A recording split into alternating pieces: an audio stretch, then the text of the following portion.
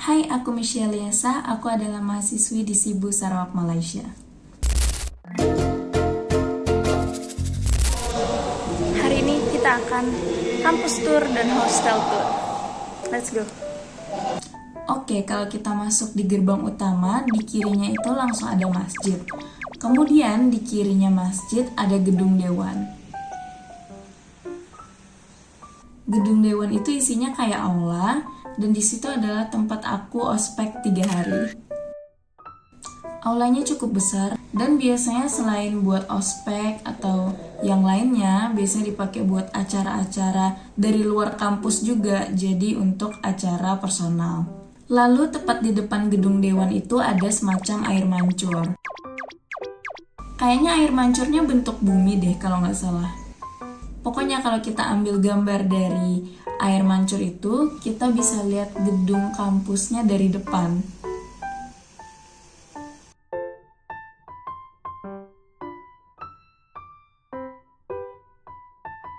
Sebelum masuk, kita bisa lihat juga ada maskot UCTS, yaitu Adam. Aku lupa deh itu tuh akronim untuk sesuatu atau bukan, tapi namanya Adam. Lanjut ke lobi utama.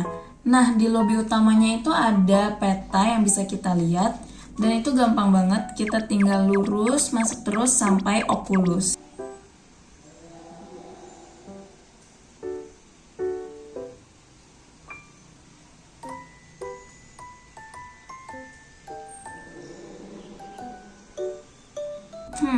Oculus itu apa sih? Oculus itu tuh kaca yang ada di tengah-tengah itu loh. Katanya kaca itu akan menampung air hujan yang masuk ke dalam, lalu akan diubah menjadi energi listrik. Di UCTS itu emang mereka banyak menggunakan green technology, kayak PLTS, Oculus, dan lainnya. Bahkan di UTS itu, hampir semua lampu yang ada di kampusnya otomatis dan menggunakan sensor untuk menghemat energi listrik. Tapi aku bingung juga sih harus jelasin jalannya kayak gimana, karena dari Oculus itu definisi bisa kemana aja.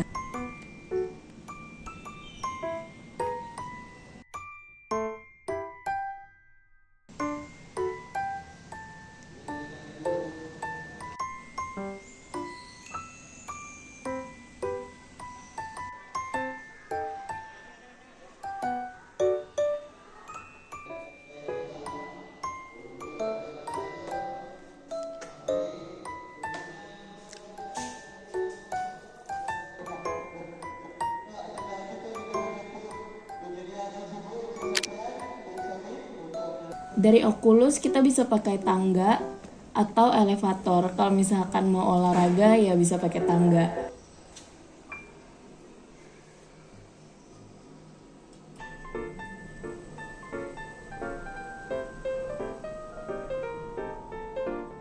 Jadi jalan di situ semuanya nyambung kalau dari Oculus. Intinya untuk melihat bangunan yang mana yang mau kita masuki adalah melalui nomornya. Jadi tiap bangunan atau blok memiliki 3 lantai. Lantai dasar, lantai 1, lantai 2. Jadi cara kita lihat ruangannya itu, misalnya ruangan aku ada di ruangan 122. Nah, angka pertama itu menunjukkan blok atau bangunan, angka kedua itu menunjukkan lantai, lalu angka ketiga itu menunjukkan ruangan. Jadi kalau 122 berarti ada di blok 1, lantai 2, ruangan 2, kayak gitu. Tipe-tipe kelas yang ada di UTS itu beda-beda ya. Ada yang studio, ada yang laboratorium, ada yang teater, tergantung jurusan dan matkul yang mau di-enroll.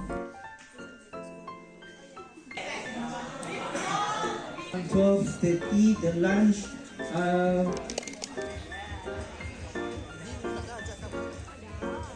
Lalu di UTS juga disediakan dispenser, jadi untuk minuman itu gratis.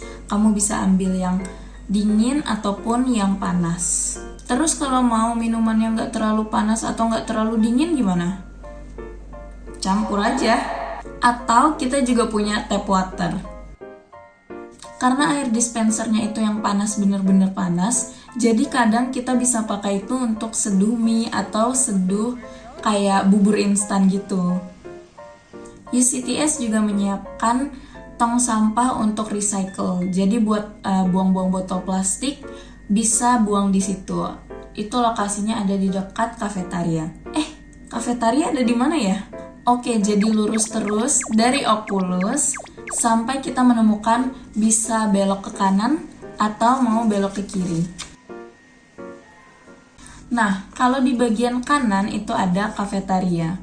Kalau kafetaria ini bukanya dari Senin sampai Minggu, mulai jam 7 sampai 10 malam. Kalau siang-siang kayak gini, kita bisa beli nasi campur atau kita sebutnya kayak semacam warteg gitulah. Jadi di dalam kafetaria itu ada banyak toko-tokonya, jadi nggak cuma satu.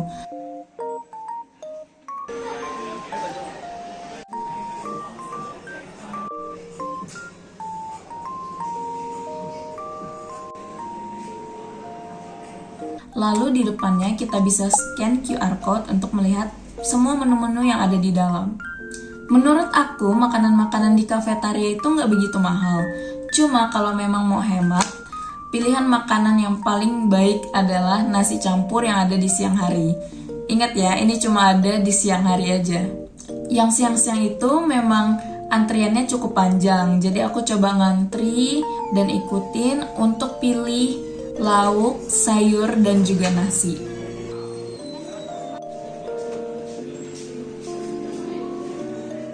Nah, semua yang ada di situ bisa menggunakan cash ataupun menggunakan e-wallet. Untuk e-walletnya aku pakai Touch and Go.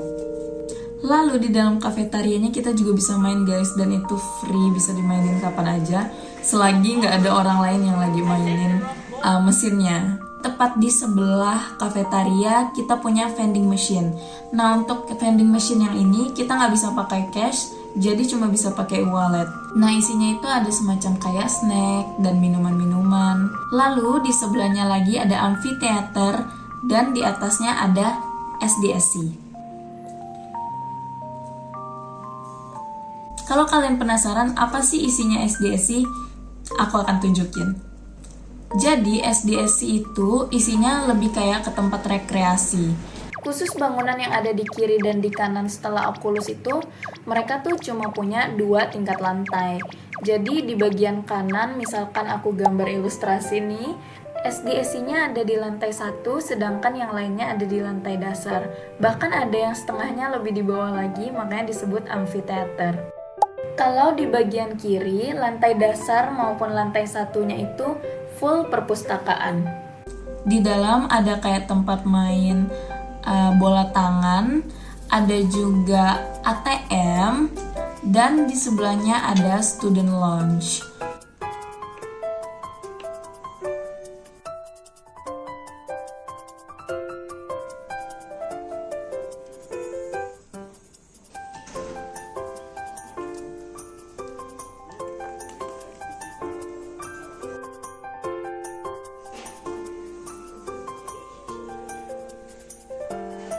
Di student lounge itu kita bisa beli makanan juga atau bawa makanan dari kafetaria kayak aku.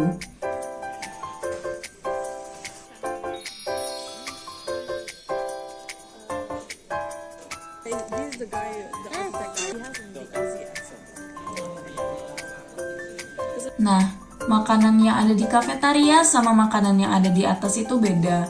Kalau di atas itu lebih kayak ke snack-snack, misalnya kayak paratha, waffle, atau buah-buahan.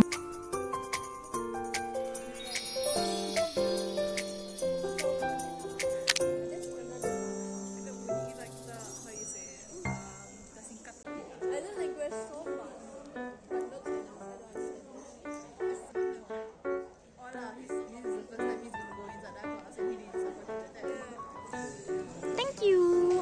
Di student lounge-nya juga ada biliar yang bisa kita mainin. Dan di luarnya ada gym.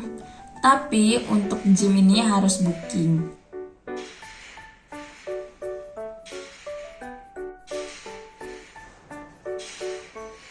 Tunggu. Sebelum kita tahu caranya booking, kita pergi dulu ke sebelah ATM. Masuk ke sebelah ATM itu adalah ruang konseling dan ruang guru konselingnya. Kalau kita ke bagian kanan SDSI, kita akan lihat ruang musik, ruang meeting, dan ruang-ruangan lainnya, termasuk ruangan helpdesk.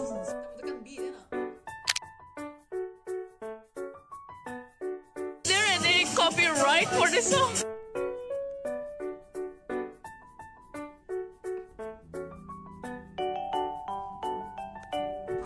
Akhirnya kita nyampe ke student helpdesk.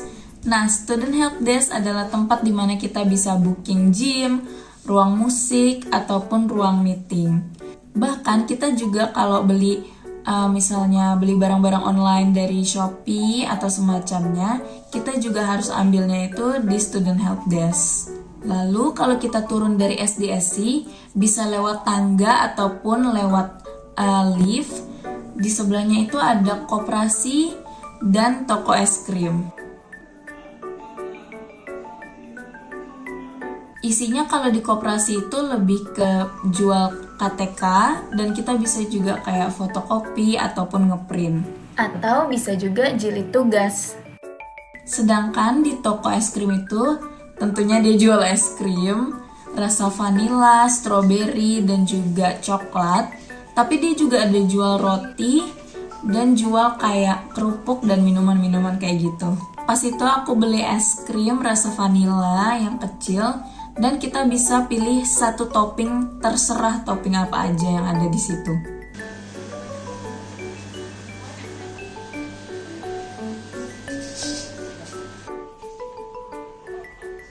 Lalu kalau kita lurus terus sampai mentok dan belok kanan, di situ ada minimarket dan juga UKS. Minimarketnya lumayan lengkap untuk emergency, tapi nggak cukup lengkap untuk grocery shopping menurut aku. Lalu kalau dari tengah tadi kita mau belok ke kiri, ada apa aja? Di kiri itu ada toilet dan juga ada perpustakaan. Sayangnya aku nggak bisa nyorotin isi perpustakaannya karena aku belum ada student ID. Sedangkan untuk masuk ke dalam perpustakaan, kita butuh kartu pelajar atau student ID. Untuk kampusnya itu aja sih. Paling yang belum aku sebut tuh kayak bangunan foundation yang ada di belakang. Lalu kita bisa juga lihat outdoor stadium loh. Aku nggak tahu sih itu punya UCTS atau bukan. Terus ada juga banyak tanaman-tanaman di area kampus sama parkiran bertingkat. Jadi kita lihat kompilasi video-videonya dulu ya sebelum ke hostel.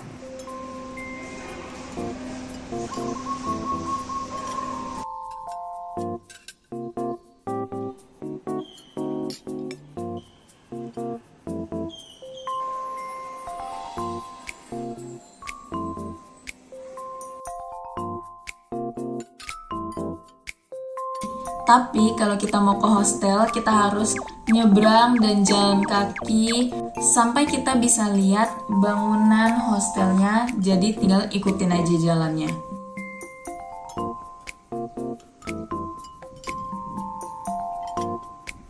Seraya kita nyusurin jalan ke hostel, kita tuh akan melewati beberapa ruangan kayak workshop atau storage room yang biasa dipakai anak-anak teknik untuk praktek atau untuk simpan barang.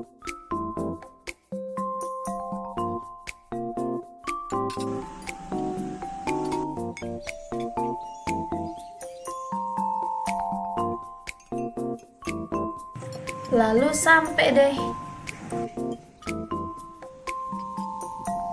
Karena aku sudah punya kameramen di sini, alias teman aku Andrea, jadi aku akan serahkan videonya kepada aku yang ada di sana. Silakan.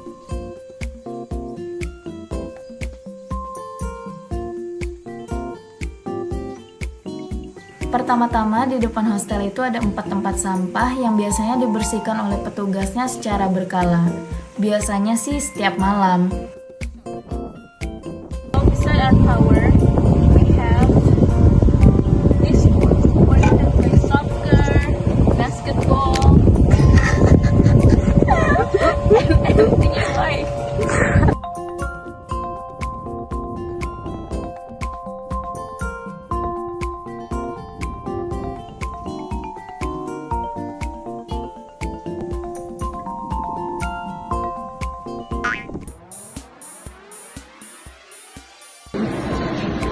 So, yang ini adalah Hotel A. Lalu kalau kita masuk, di sini kita ada vending machine. Nah, isinya ini apa ya? Kayaknya makanan semua kayak mie instan, minuman, box. Terus ini masuk ke hotel cowok. Lalu kalau kita masuk lagi, kita ada Fresco atau kantin, tapi dia nggak buka weekend, dia bukanya pas weekday aja.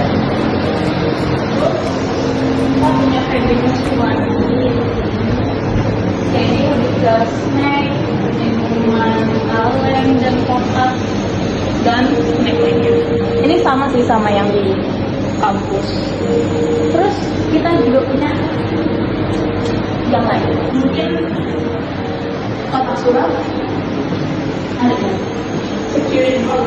Kalau kita bisa masuk ke sini, bikin lounge, tapi harus tap pakai kartu hostel. Oke.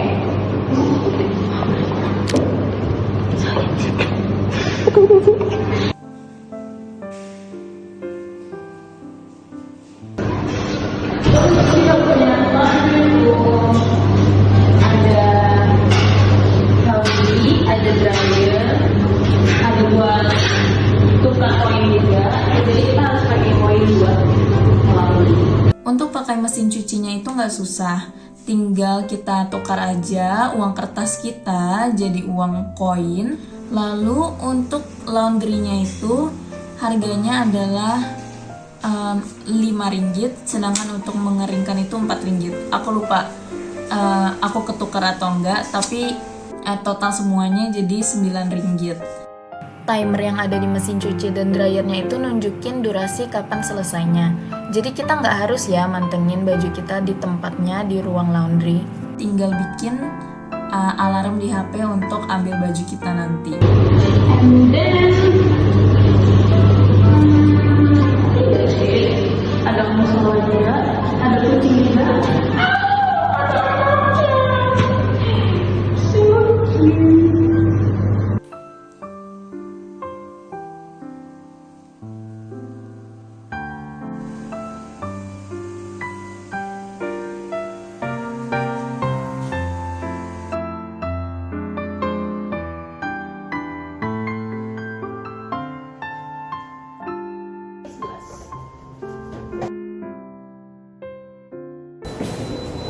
Nah, kalau udah keluar dari lift, kita langsung masuk ke sini. Ayo, jalan ke kiri. Nah, di sini kita punya pantry. Ini buat satu lantai. Jadi setiap lantai itu ada satu pantry.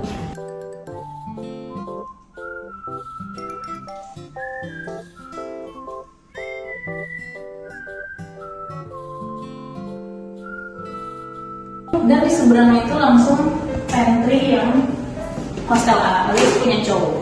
Jadi kita bisa sarapan sama cowok. Dan pas di depan pantry, kamarku B1105.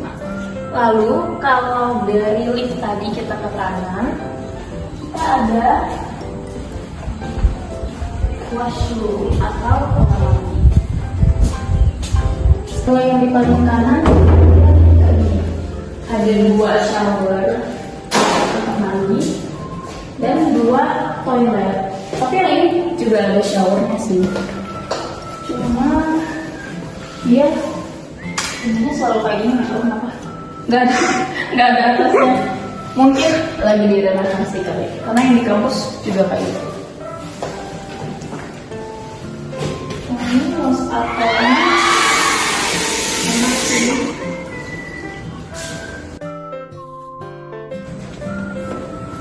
Kayaknya ada tangga. Oh, ini gue. Ini ada tangga darurat. Oh, oke.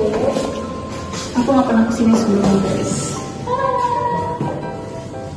Penampakan exit room, exit stair.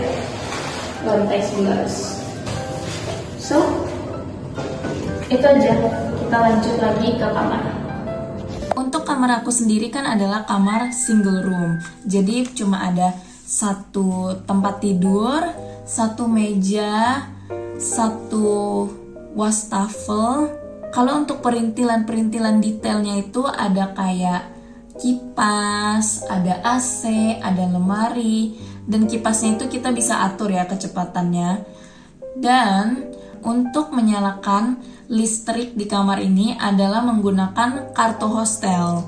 Makanya aku kemana-mana harus bawa kartu hostel karena bisa terkunci dari dalam kalau kita tinggalin kartu hostelnya. Biasanya aku juga sangkutin lanyard aku langsung di kartunya supaya aku nggak lupa untuk bawa kartu kalau keluar-keluar kamar. Jadi dia tipe-tipenya itu kayak kartu hotel gitu loh. Tipe-tipe hostel yang ada di kampus itu ada 4, yaitu sharing room dengan kipas, sharing room dengan AC, single room dengan kipas, atau single room dengan AC. Kamar-kamar yang pakai AC itu udah pasti ada kipasnya juga. Untuk ukuran kamarnya dan kisaran harganya itu pasti berbeda-beda ya guys. Lalu ada papan juga buat taruh notes. Dan kalau mau merasa lebih aman, biasanya aku tutup lubang pengintipnya, lalu kunci lagi dari dalam, lalu kunci dari bawah, dan juga kunci rantai. Kalau yang untuk kayak sapu, pel, atau misalkan aku ada beli obat nyamuk, itu semua kita yang sediakan sendiri. Kenapa tuh obat nyamuk? Menurut aku mungkin karena area di sekitar kampus ini kayak masih hutan gitu ya, masih banyak pepohonan. Jadi aku sering menemukan serangga gitu loh, misalnya kayak semut, laron, kumbang, kupu-kupu, dan semacamnya. Dan yang paling bikin serem adalah nyamuk. Di sini nyamuknya nggak terlalu banyak, cuma kalau gigit itu kayak ngeri banget gitu loh. Bahkan aku ada digigit pas orientasi, mungkin sekitar sebulan setengah lalu. Tapi bekasnya dan gatalnya, bentolnya itu belum hilang loh sampai sekarang. Yang aku senang adalah pihak kampus biasanya selalu melakukan fogging. Cuma aku nggak tahu apakah setiap minggu atau setiap hari. Kayaknya nggak mungkin deh setiap hari. Mungkin setiap minggu atau setiap bulan. Jadi obat nyamuk yang ada di kamar aku tuh hanya preventif aja biar nggak ada serangga yang masuk ke dalam kamar. Sayangnya aku nggak terlalu suka tipe keran yang ada di kamar aku karena dia tuh tipenya yang dipencet. Jadi kalau aku mau cuci muka itu agak susah gitu kan. Tapi aku punya tipsnya dari mami aku.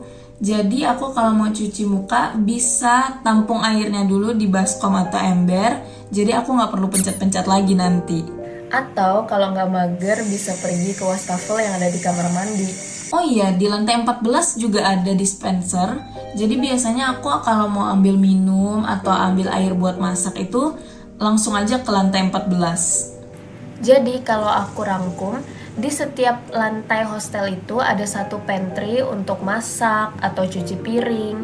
Lalu ada 2 kamar mandi di sisi kanan dan di sisi kiri dengan 4 bilik, 2 biliknya shower dan 2 bilik lainnya itu toilet. Kemudian di bagian koridor kita dilengkapi dengan 2 CCTV, speaker pengumuman, pemadam, dan juga tangga darurat. Di kamar hostel masing-masing juga terdapat alat detektor asap. Gak lupa di tiap tower itu ada 2 lift, 1 lounge, 1 ruang laundry, 1 musola, dan juga 1 WC umum. Oh, dan dispenser. Di sini ada aturan-aturan hostel, kalau kalian mau baca bisa langsung di pause aja ya. Intinya aku ada baca kalau mahasiswa-mahasiswi itu nggak boleh pakai kabel roll yang terlalu panjang. Lalu seperti yang kalian tahu, kita kan nggak boleh pakai kompor. Tapi aku yakin rules atau peraturan-peraturan kayak gini tuh dibikin emang demi keamanan. Kalau hostel yang ada di dekat Medan Supermarket itu namanya adalah Hostel Unicity dan Hostel Shoplot. Keduanya ini jaraknya 1,5 km dari kampus, sekitar 5 menit lah kalau pakai transportasi. Tapi tenang aja, karena kampus UCTS itu menyediakan bis atau van tergantung jumlah mahasiswi dan mahasiswa yang akan menggunakannya. Kalau banyak mereka akan pakai bis, tapi kalau sedikit mereka akan pakai van di jam-jam tertentu. Untuk rute bis dan van UCTS itu hanya pulang pergi supermarket kampus dari Senin sampai Jumat. Kecuali untuk hari Minggu ada penjemputan dan pengantaran untuk Sunday service.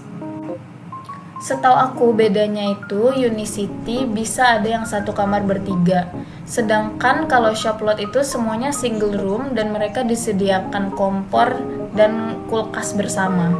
Jadi kelebihan hostel di kampus itu lebih mudah untuk pergi ke kampus, sedangkan 2 hostel lainnya itu lebih praktis untuk masak atau grocery shopping. Nah, kalau pemandangan aku dari hostel, kalau dari kamar itu aku bisa lihat lapangan outdoor. Lalu kalau di bagian kanan aku bisa lihat lapangan basket yang ada di bawah. Sedangkan kalau aku ke kiri, aku bisa lihat lapangan outdoor dan juga kampus. Oh iya, dari kamar aku juga bisa lihat lapangan badminton. Jadi kalau kita jalan lurus terus sampai ujung setelah hostel, itu ada lapangan badminton dan sepertinya ruangan pingpong.